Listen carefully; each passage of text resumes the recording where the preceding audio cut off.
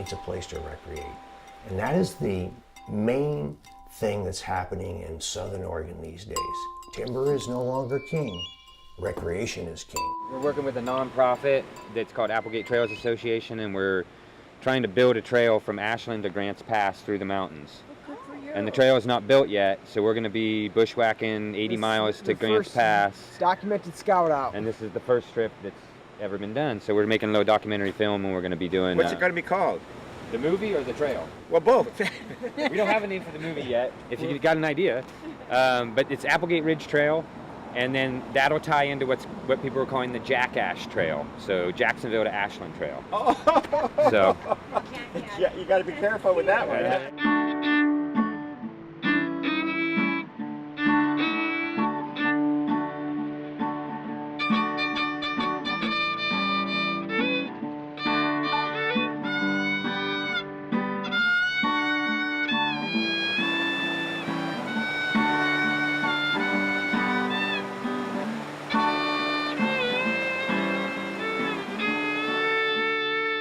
Well, I'm just kind of helping out with the initial couple days.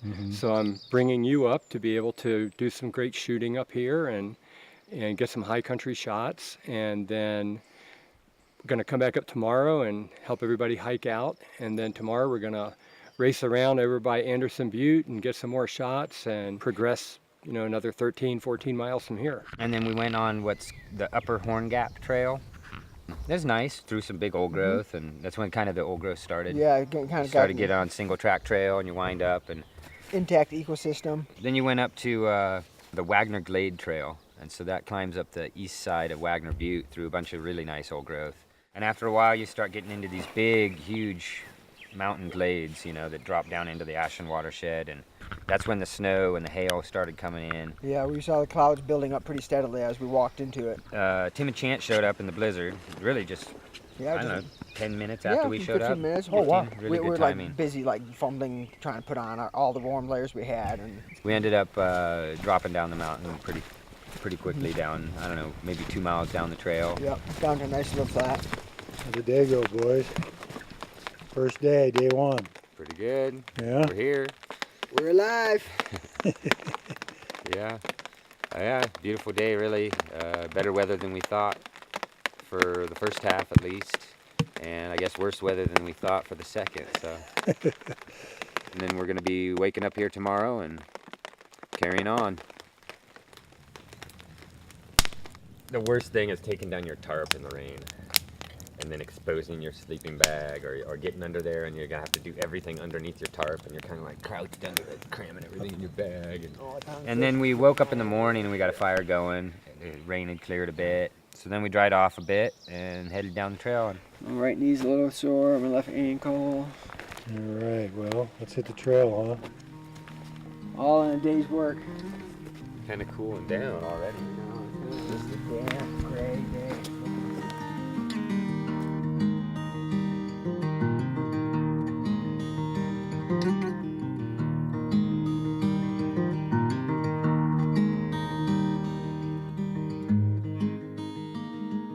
We're looking at Bald Mountain, and the old historic trail goes right in between, zigzagging up through the edge of the forest and the edge of the meadow, all the way up to the summit of Bald Mountain. And so we're going to be coming around from the other side here to meet them later today. What kind of views are we going to get? They're pretty nice ones. We're going to get spectacular views. We're going to see the whole Siskiyou crest from Wagner Butte all the way over to Dutchman Peak. Yeah, we kind of came through the trees. It was really beautiful, big oak, nice green grassy slopes, big prairie slopes, and there's some little rocky knobs and stuff. It was really cool. So we came up through there, and that kind of just, that bald just goes, and you just continue up the slope, all the way up to that upper prairie at the far end of the Bald Mountain Trail. Came up the slope, and it was like lupin and sea blush and huge fields of balsam root. Yeah, all in balsam root, bloom, and it was yeah. really neat because the sky was all dark, and it was nice.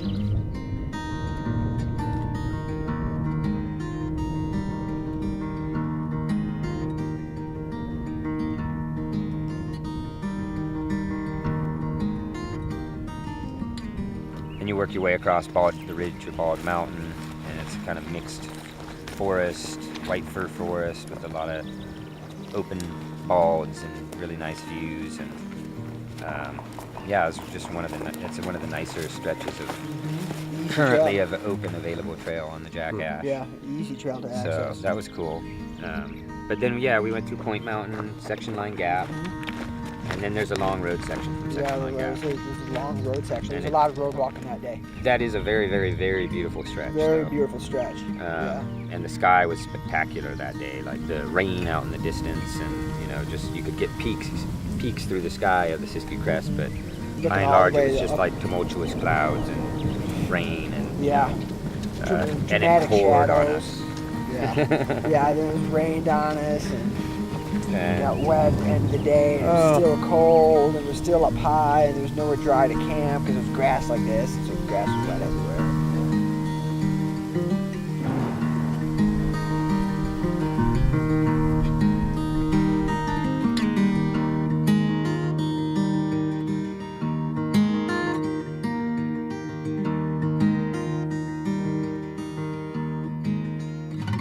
This section is from Sterling Creek Road to 238 will happen. There isn't a doubt in my mind, but I think it'll be really popular with families because the views are stupendous and the grades, like I said, will be easy.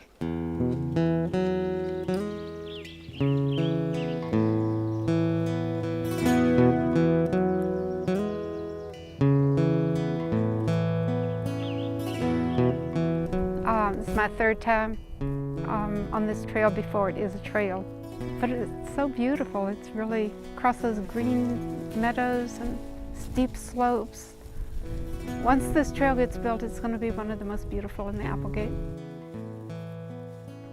I want to be the guy or one of the guys that's running around out here in the woods looking for the routes for the trail, hanging the flagging, where the trail should go, and eventually helping to construct it. That's what I want to do. And made our way out East Art, and at this point we were Hours late. yeah, It was hours tough. late. That was a tough afternoon push. Yeah, but that was nice. The East Art is beautiful, and the lots of beautiful views and oak woodland and big open balds, and made it through Buckhorn Gulch, through the forested stand, and then out the other side into the big where it flattens out, and you got the outcrops looking down into Rouge. And, Yeah, lots of beautiful openings. and so we made it out to there, and Dwayne and Diana and Mike were all waiting for us with Tim. Hung out for a little bit, but they'd already been waiting, and it was getting late in the day. We kind of needed to get down. So we worked our way down with the group. Dropped down to some really beautiful mountain mahogany areas, and through some oak woodland, and took a little side trip over to a giant madrone that Dwayne knows about. And then cut back down to the trail and to the road there. Tired, working our way down the paved road, which pavement doesn't feel so great at that point. We realized we were camping in Rouge. Yeah. We figured that was the longest trip we'd ever taken to Rouge.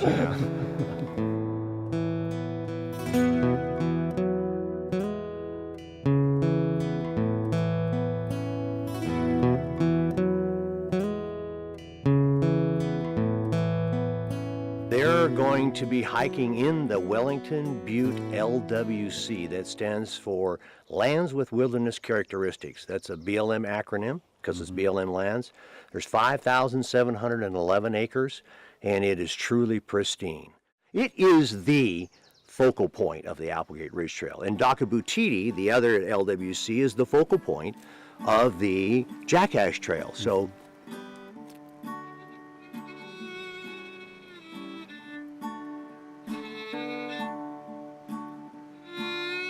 it's not wise. Recreation is so important to Southern Oregon. And this is a time where we need to realize that those people that live down there in Medford, Ashland, and all that suburbia need a place to recreate, and they don't want to drive forever to get there.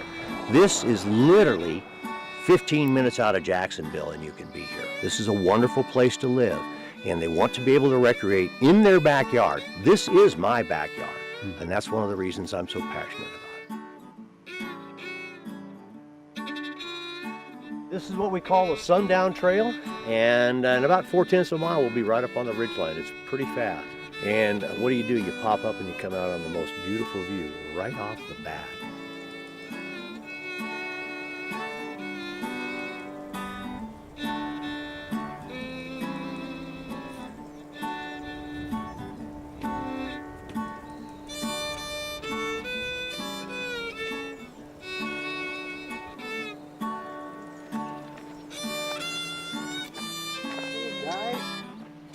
Way to go! Yeah. What a marvelous experience. Oh. Nice little break. Yeah, this is nice. This is the longest break we've taken the entire time, practically. Really? Yeah, we've been booking. Yeah, we've been moving more or less. We've been taking haven't lots stopped. of little 10-minute breaks, you know. We haven't really 5-minute stopped. breaks. Definitely. All week. In the zone, yeah.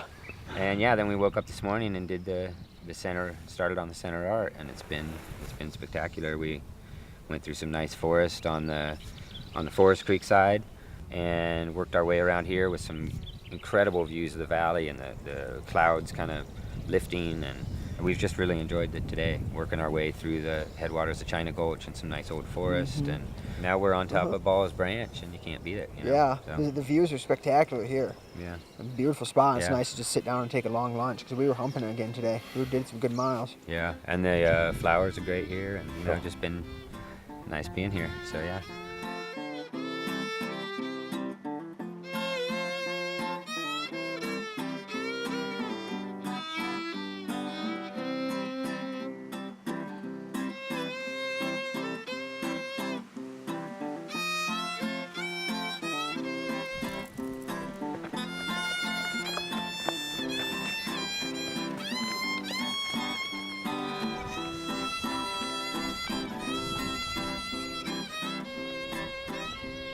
This morning, day 4, Josh and Luke ended up behind these trees here up on that ridge line, and they continued along that far ridge line here to China Gulch, continued on. That gets into the Wellington Butte, lands with wilderness characteristics. And in this saddle here, that's Wellington Butte on the left, and that saddle there, they deviated and went off into Balls Branch and dropped down into Humbug Creek. That would be this evening where they're probably going to be camping out once they get down there. They did all of that in one day.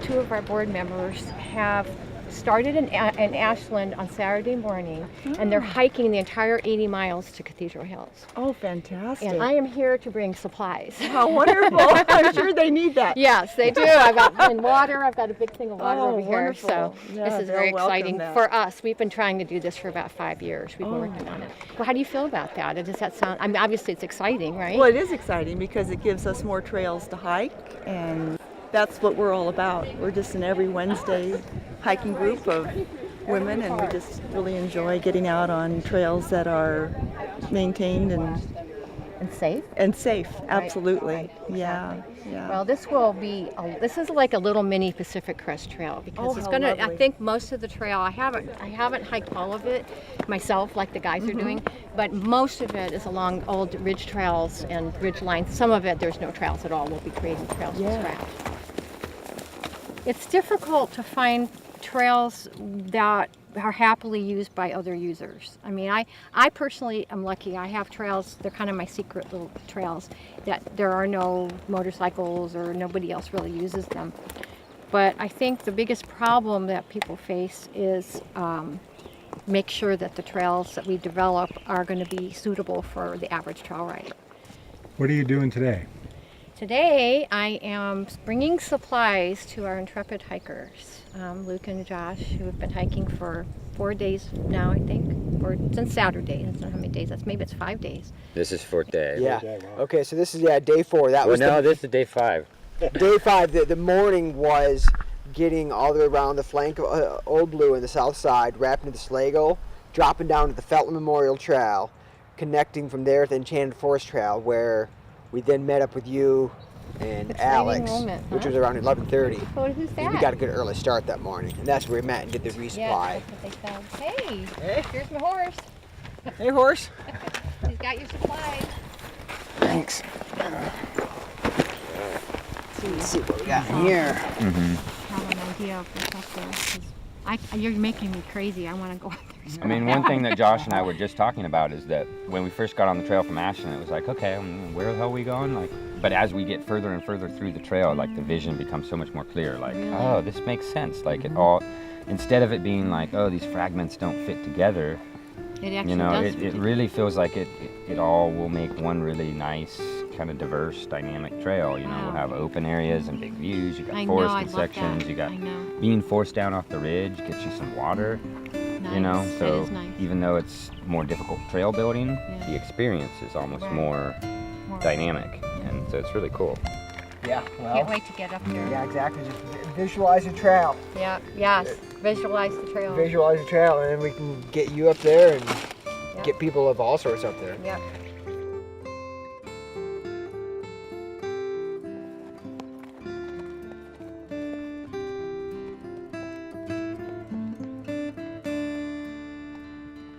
From the resupply, we basically went due west, up a low ridge, kind of manzanita oak. That was some of our first kind of thick bushwhacking. That was the point where we're like, oh boy, how bad is this going to get?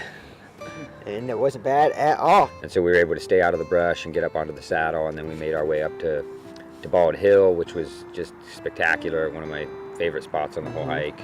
The whole rest of the day was a maze of logging tracks and old road beds and very confusing intersections, one after another, with a multitude of choices of trails. All right, so are you actually on road 3751? All right. All right, why don't you stay on that and we'll come on down and meet you. No one in their right mind would walk the maze of roads that we walked today, just for leisure. We made it. Good to see you guys. Yeah. Congratulations. From down there. From the other Yeah, side of from Old the- Blue. Yes. There's Right Billy hand forth. Mountain. That was a haul. That was a long haul. Come on, shed a pack and settle in. And we actually met up with Tim and David on the ridge line, and it was kind of brief because we were running a little late, but we were able to get some water and resupply some food. Yep, and and get some once again, we snacks. didn't eat dinner because we got a bunch of Yep. food delivered to us from Yep. David. We hung out for a while and had a little bit of a fire, and Josh and I both just crashed in the middle of a dusty old dirt road Yep. after that. And Lied down next to the fire, and all of a sudden it was light out again.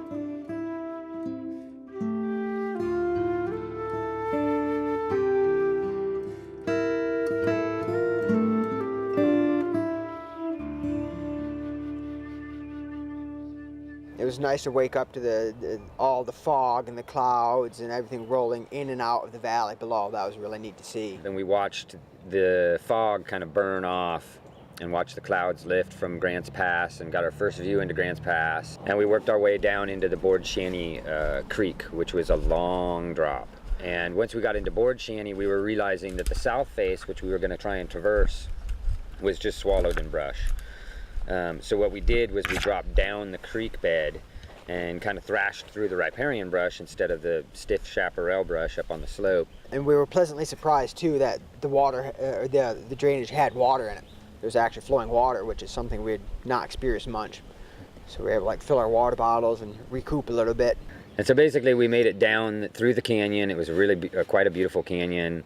A lot of, scattered old trees. There'd been a fire back there, clearly probably 80 or 100 years ago, and the forest was regenerating. So there was some younger forest, but a lot of big old snags around. And so then we made our way down to kind of the big flats down there on Board Shanty, and worked our way back up to the Luther Divide, which is a low divide that comes up and over the ridge to Grants Pass here. And now we're going to make our way to the end of the trail. So how's that look? Does that seem level? Yeah. I think this project has probably gotten to be quite a bit bigger than Dave Callahan, who kind of helped envision and start the Applegate Trails Association, probably ever thought it was going to be. and actually walking it, you realize how big the project really is. This is probably a project that will be intergenerational, and that will, we might have to pick up the torch and carry it on. And although I don't know he really knew what he was getting into, it's a damn good idea.